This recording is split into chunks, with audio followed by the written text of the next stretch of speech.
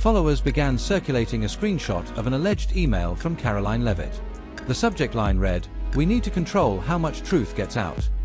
It was vague, unverified, and wildly out of character. But none of that mattered.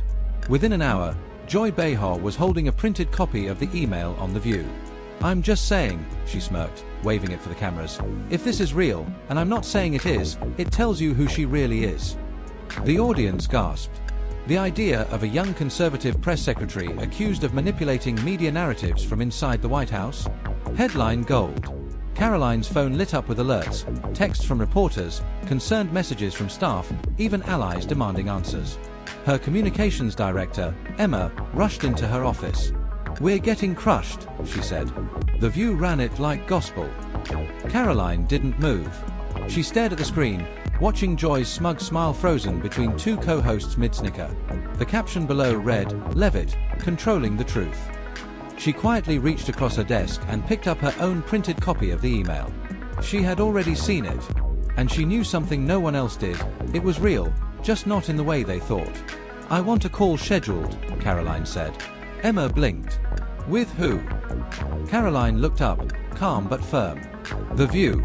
Tell them I'm coming on. Live. Tomorrow." Emma's eyes widened. "You're walking into a trap." "No," Karoline replied. "I'm bringing the match." Back at the ABC studio, Joy was already celebrating. "She won't show," she told producers. "She'll hide behind some canned statement." But the next morning, as cameras were being set up, a stage manager approached the host table with a clipboard and confirmed, "Karoline's coming.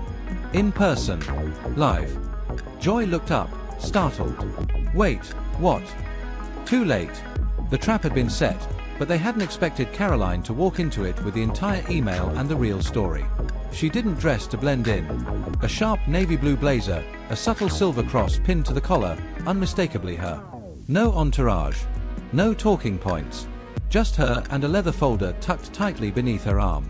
As she stepped into the ABC building, producers looked up in disbelief. She wasn't flustered. She wasn't defensive. She was early and composed. Backstage, Joy was laughing through final makeup touch-ups when a whisper broke the moment. "Karoline's in the green room." The mood shifted. "She actually showed?" Joy asked. "And she brought something," the producer added. "A folder." Joy's smirk faltered. Meanwhile, in the green room, Karoline adjusted her blazer in front of the mirror. Emma had texted from the West Wing, "You sure about this?" Karoline replied. She printed the headline. "I'm bringing the full page." At exactly 11 a.m., The View's theme music played over cheerful graphics. Joy's voice kicked off the segment with performative charm. "Today, we're joined by the youngest White House press secretary in U.S. history, and apparently, the author of a very interesting leaked email." Laughter. Karoline entered to polite applause, mostly from the conservative side of the audience. She didn't wave. She didn't smile. She sat, placed the folder neatly on the table, and locked eyes with Joy. "Thanks for having me," she said. Joy leaned forward, theatrical. "You're very brave, Karoline. Most people wouldn't show their face after an email like that." Karoline's voice was steady. "That's because most people are afraid of the truth being read out loud." Joy laughed, pretending to be confused. "Oh, so it's not real?" Karoline calmly opened the folder. "It's very real. Which is why I'm here, to read the entire thing. Not the cropped version you used for ratings." The audience shifted in their seats. Joy sat up straighter. "We're live, you know," she warned. "Exactly," Karoline said. She pulled out the email and began. With deliberate care, she laid it on the table like evidence before a jury. "You read the subject line," she said firmly. "You read the opening paragraph. But you stopped there, because the next 5 paragraphs didn't fit your narrative." Joy crossed her arms. "We showed what mattered." "No, Joy. You showed what you wanted to matter." She pointed at the line in question. "We need to control how much truth gets out." That was a quote, a concern I was raising, not a directive I was giving. Then she read the very next sentence, the one that had been cropped. "If the press keeps manipulating facts, how do we make sure Americans get the truth, unfiltered?" The studio fell silent. Karoline flipped to the next page. "We must ensure transparency."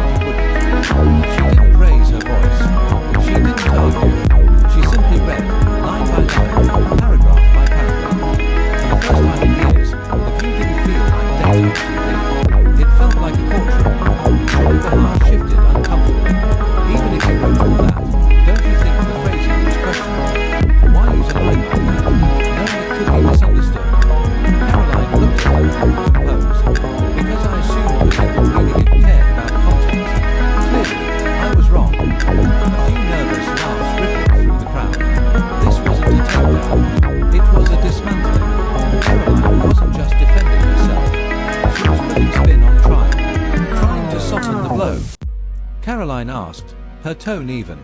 You have to admit, Karoline, the timing of the leak looked suspicious, Joy said. It made you seem like a manipulator, Karoline finished for her.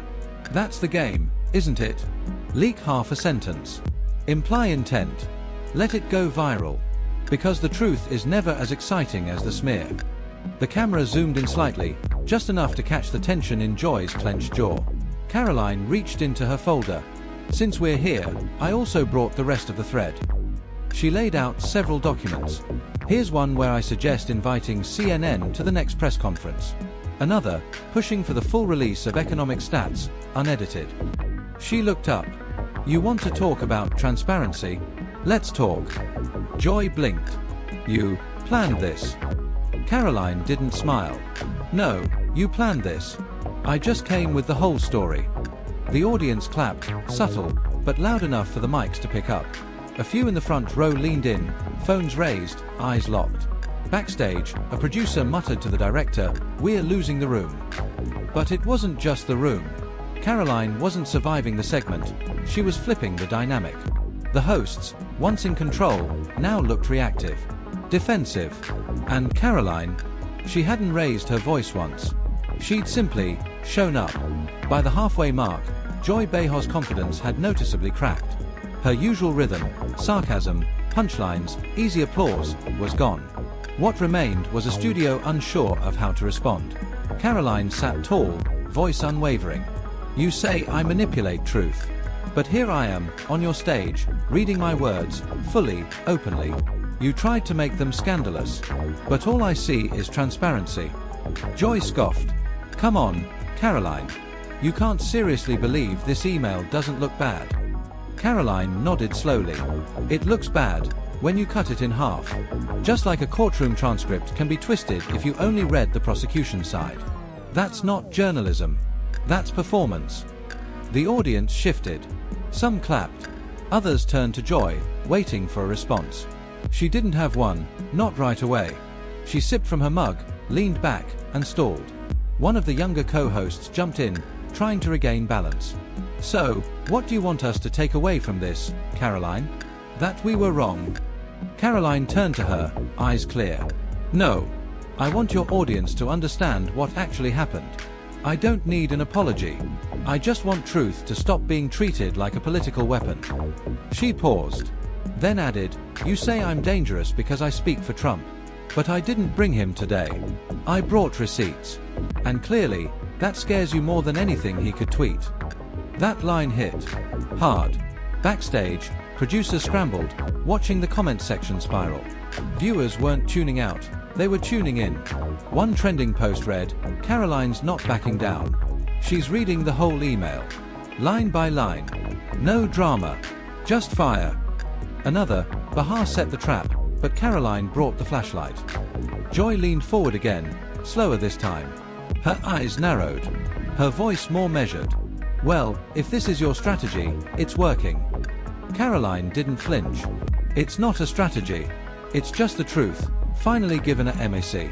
And in that moment, something unexpected happened. The studio went still. Not because Karoline silenced them, but because, for the first time, they started to hear her. 10 minutes before the segment was set to end, the View's control room was in a panic. Comments poured in faster than the moderation team could handle. But this wasn't just partisan noise. It was something else, curious, shaken, rethinking. I don't even like Karoline Leavitt, but she's eating them alive with their own email. Joy looks like she's in a courtroom, not a talk show. Karoline's too calm for them to handle. Back on stage, the tension was palpable, not hostile, but thick. Everyone seemed to be waiting for something to break. Karoline leaned back in her chair, then gently slid the full email chain, multiple pages, onto the table between her and Joy. I'm not asking you to agree with me, she said quietly. I'm just asking you to stop editing people into villains. Villains? Joy's voice tightened. You do that every day, for Trump. Karoline responded instantly. I defend policy. I clarify facts. But I've never chopped someone's words in half and waved them around for applause. That's not public service. That's theater. A young woman in the front row, clearly progressive, nodded slowly, whispering to her friend, she's actually right about that. Joy tried one last angle. But isn't it fair for us to question someone in power? Karoline nodded. Absolutely. Question me. Challenge me. I expect that. What I don't expect is for you to build your entire argument on a sentence you won't even finish. She flipped to the final page of the email and pointed to a line. If we fail to speak clearly, we risk losing the public's trust. Let's commit to honest communication, even when it's uncomfortable. The audience clapped, not wildly, but thoughtfully, respectfully. One of the co-hosts glanced at Joy, then down at the printed emails on the table. Why didn't we show this part? Joy didn't answer. She didn't need to. The answer was sitting in front of them, undeniable, because it didn't fit the story they wanted to tell. But Karoline, she had shown up to tell the whole one. And for the first time in the entire segment, the view no longer belonged to the hosts. It belonged to the guest. Karoline could feel the shift. This wasn't just about an email anymore. It was about credibility, hers, theirs, and the audience's ability to separate truth from narrative. She looked directly into the camera, not at Joy, not at the co-hosts, but into the living rooms of millions watching. You don't have to like me. You don't have to agree with me. But if you believe in truth, you should be angry at how this was handled. Backstage, a social media intern whispered, "We're trending." Another stared at her phone, eyes wide. "It's exploding on X." Within minutes, a 47-second clip of Karoline calmly flipping pages and reading her own words with unwavering clarity began to spread like wildfire. The caption, "Karoline Leavitt brought the whole email and receipts." On Reddit, users debated media ethics. On Instagram, creators stitched her clips with praise, handled it better than 99% of politicians. The internet wasn't unanimously on her side, but that wasn't the point. Karoline had done something rare. She earned respect from people who expected to hate her. Back on the set, Joy tried to recover. "Well, I guess that's your version of events." Karoline turned to her, calm. "No. That's the version you showed, one line. I showed all of them." Joy inhaled sharply, clearly rattled. "Well, let our viewers decide." Karoline's eyes held steady. "They already are." The co-host sat silently, not defeated, just uncertain. The segment wrapped. The closing theme played. Polite applause echoed. Karoline stood, shook the panel's hands, and walked off stage with her folder tucked tightly under her arm. Outside the studio doors, the hallway buzzed. Staffers who hadn't said a word earlier now nodded at her in acknowledgement. One camera operator whispered, "That was gutsy." She didn't reply, just walked back into the green room. Her phone was vibrating non-stop. Texts, missed calls, mentions in the thousands. Emma had sent one message, "You didn't survive the trap. You owned it." Karoline finally exhaled. For the first time in hours. This wasn't damage control. It was a turning point. And it had just gone national. By the time Karoline's SUV pulled up to the West Wing entrance, the internet had already crowned her moment. That 47-second clip of her flipping through pages, reading, clarifying, dismantling, was nearing 5 million views across platforms. But it wasn't the number that mattered. It was the tone. This wasn't rage bait. This wasn't partisan spin. It was control. Precision. Calm fire. Inside the White House, staff gathered around screens, watching the replay, reading the reaction threads. Aides who once saw Karoline as just the press secretary now spoke with a different tone. "She went in with nothing but a folder," one advisor said, "and walked out with the room." "She didn't just survive," another added. "She inverted the ambush." In her office, Karoline set the now iconic folder on her desk. Her phone was lighting up, not just with support from allies in Trump world, but from unlikely sources, neutral journalists, liberal academics, even foreign media. Then the desk phone rang. Caller ID, Trump, private. She picked up, voice steady. "Mr. President." Trump's voice came through, firm but pleased. "Karoline, that was genius. You didn't just defend yourself, you exposed them. That was big league." Karoline replied without ego. "It was just the truth, sir. I let their framing collapse under its own weight." He chuckled, clearly impressed. "You made Behar look like she was reading from a gossip blog, and you didn't even flinch. You're not just a press secretary, you're a weapon." The call ended. Karoline leaned back in her chair, sunlight catching on the silver cross around her neck. It was never about Trump. It was never about joy. It wasn't even about the email anymore. It was about truth. And who had the courage to carry it into the fire? Back in the briefing room, everything had changed. The smirks, the traps, the gotcha questions, gone. Now there was tension. Respect. One journalist leaned in and asked softly, off the record, how long had you been planning that? Karoline didn't hesitate. I didn't plan anything. I just refused to run. In the next 24 hours, headlines rolled like thunder. Karoline flips the narrative, one page at a time. Not a victim. Not a fighter. A reader of facts. The calm that shook daytime TV. Then came the twist no one expected. A thick, unmarked beige envelope appeared on Karoline's desk that night. No name. No return address. Just wait. She assumed it was another media request, praise, protest, maybe both. But when she opened it and read the bold words on the first page, she froze. This is what real truth looks like. Inside were real documents. Uncensored, time-stamped, damning. Internal emails from ABC's media consultants, memos, strategy notes, and one transcript from a call the day before her appearance on The View. One line stood out, highlighted in yellow. We know the quote is incomplete, but it's perfect for air. Push it hard. If she responds, pivot to tone or blame staffers. Either way, we control the narrative. Karoline sat in silence. This wasn't bias. This wasn't spin. This was intent. A deliberate smear campaign disguised as morning television. Emma walked in seconds later, eyes scanning the scattered documents. Please tell me that's not what I think it is. Karoline held up the page. They knew it was incomplete. They ran it anyway. Emma exhaled, stunned. They played America. Karoline shook her head. No. They tried to. But we showed up with the ending they never planned for. For the next few hours, her team combed through every page, cross-referencing, verifying. It all held up. The next morning, Karoline made her move. Not a tweet. Not a press release. She formally requested an on-air correction. Delivered live. On the same stage where it started. Social media erupted. But this time, it wasn't just support, it was outrage. ABC knew it was cropped. How many other stories were edited like this? If Karoline hadn't gone on, we'd never know. A viral TikTok stitched her segment under the caption, "She didn't clap back." She read the whole thing. 15 million views in 48 hours. A journalism professor from Columbia tweeted, "What Karoline Leavitt did wasn't a stunt. It was accountability. She brought documents, context, and composure. That's the standard now." Even her harshest critics admitted, begrudgingly, she hadn't just exposed a smear. She exposed a system. One built not on truth, but the illusion of it.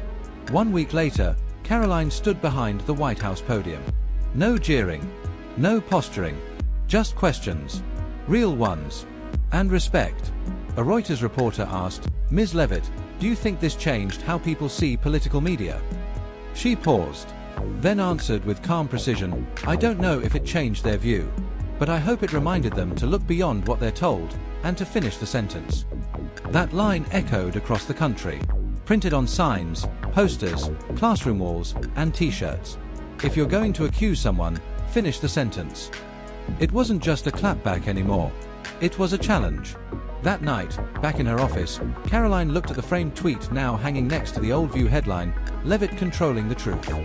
Beneath it, in gold ink, she had scribbled, "Or just reading all of it." A letter waited on her desk, this time from a college freshman in Michigan. "You didn't yell. You didn't attack. You just read." And somehow that hit harder than anything else. "You made me think. Not about politics. About truth." Karoline leaned back and let the words sink in. She hadn't scripted sound bites. She didn't aim to inspire. She just showed up. And in a world addicted to noise, she made silence sharp. Where most came armed with zingers and applause lines, she walked in with a folder and walked out with something more, credibility. Later that week, Joy Behar returned to The View.